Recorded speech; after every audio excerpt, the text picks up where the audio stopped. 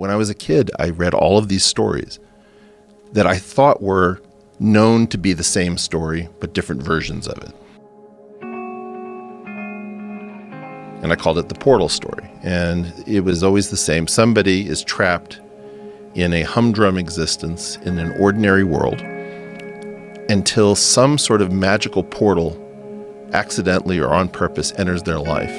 And either they go through a wardrobe, they go through a rabbit hole, looking glass, platform 9 3/4, or, Dorothy famously was used to introduce Technicolor, where the first part of the film, she's in Kansas, and it's in sort of grayscale black and white. Oh, that's right. And then she lands in Oz, and they open the door, and it's Technicolor, and there's this transitional scene where you see Technicolor for the first time.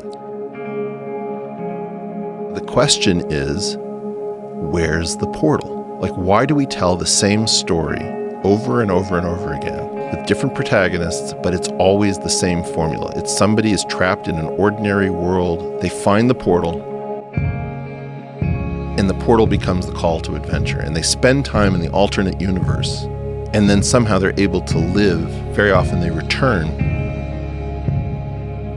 At the end of the adventure, the toll booth disappears because it has to go to the next kid who needs it, And so my question was always, why on earth would we tell the same story over and over and over and over and over again? It has the same format, and it's always a different context. And I came to believe that this story is actually this unkept promise for most people, that in their adult lives, they don't find these portals.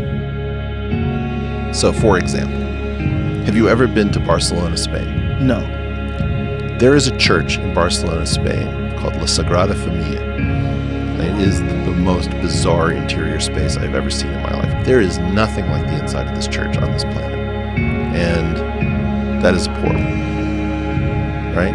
And so if you think about psychoactive chemicals, some of them are stupefying, but some of them are portals. And this concept of, if you look at a wall, how do you know that the wall doesn't have a door? How do you know that there isn't a panic room behind the bookcase if you just pull out the right book? We learn to stop looking for the portal. And I think what I do differently than other people is that I became obsessed with exits. That there are other worlds and they're real. That this mythology of the looking glass and the rabbit hole and the matrix is metaphor for very real things.